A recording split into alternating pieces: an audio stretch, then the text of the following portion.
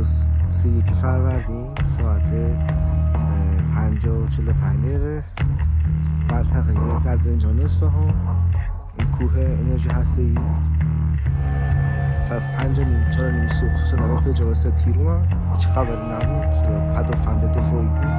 هوایی این عزیزان که می‌بینید صدای ایشون بود و امن هیچ خبری نیست. حداقل توی منطقه که ما هستیم نه جای خورد نه جای آسیب دید، هیچ.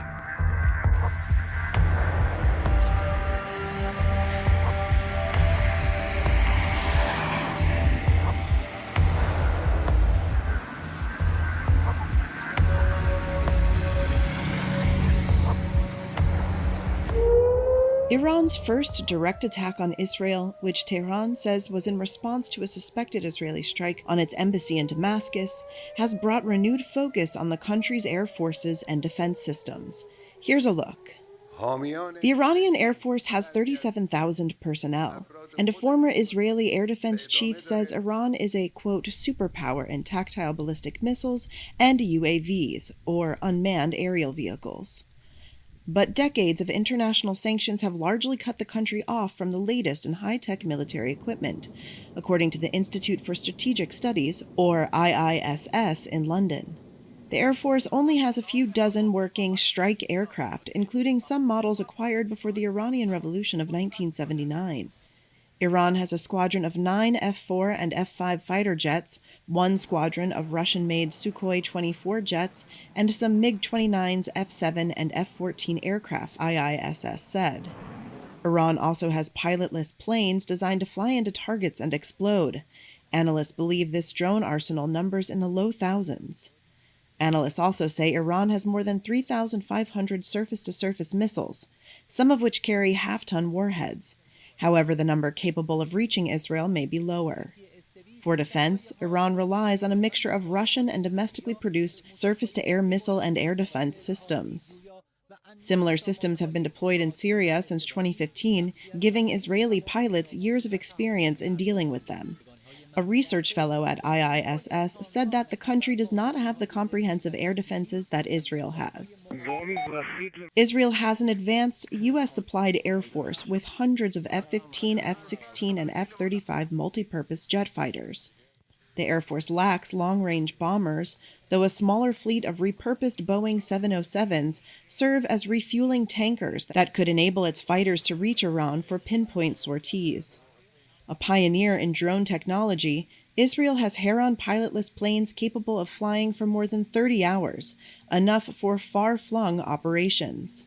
Whether Israel is willing to risk a direct strike would partly depend on how confident it is that it can thwart further attacks by Iran. Israel's multi-layer air defense is built around the high-altitude Arrow system. The highest altitude system is Arrow 3, which intercepts ballistic missiles in space. An earlier model, Arrow 2, works at lower altitudes.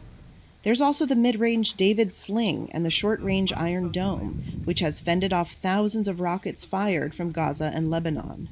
But these do not come cheap. Although Israeli officials have given no details, analysts calculate the price of Iran's attack probably amounted to $80 million to $100 million, but cost Israel and its allies around $1 billion to repel.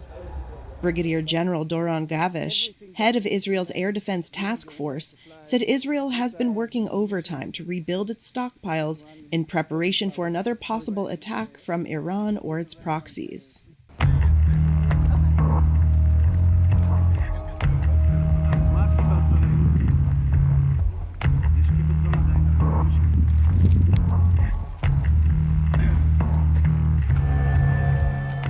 We know that the threat is there, it's still there.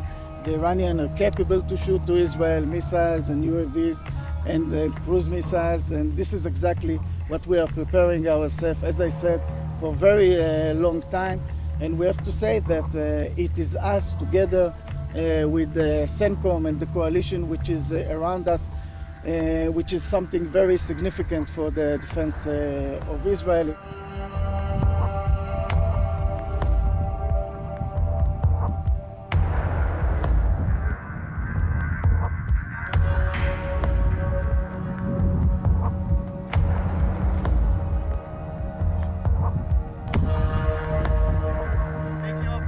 again, together with our allies, mainly with the United States, but also from other countries.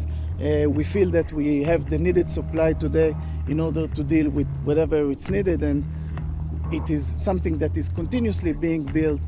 And but as everything that you need to manage during a war, supply of missiles and ammunition, this is of course one important part of it. All the relevant system, which is, you know, air defense. It's always a challenge for the Israeli pilots, but then from the other end, this is something that we know how to deal with.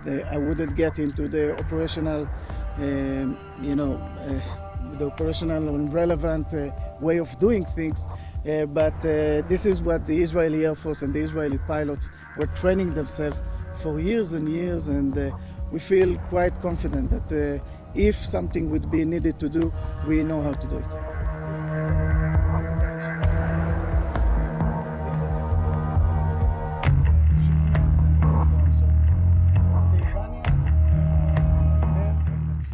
The decision if to fight, to shoot 1, 2 or 3, this is a decision that is being made according to the threat, according to the decision of the Israeli C2, which is the command post, and of course the operators of the system. They would make the decision in real time how much they have to shoot, what are the relevant heights according to the threat.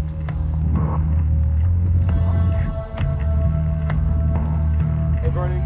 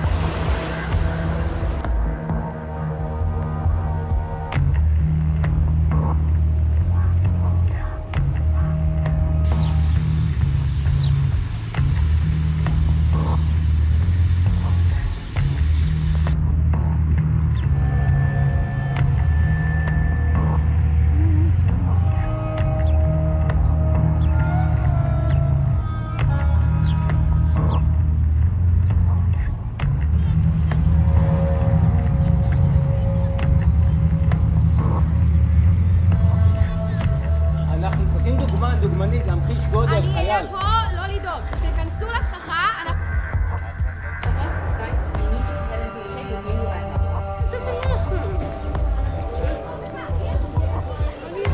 תעליתי.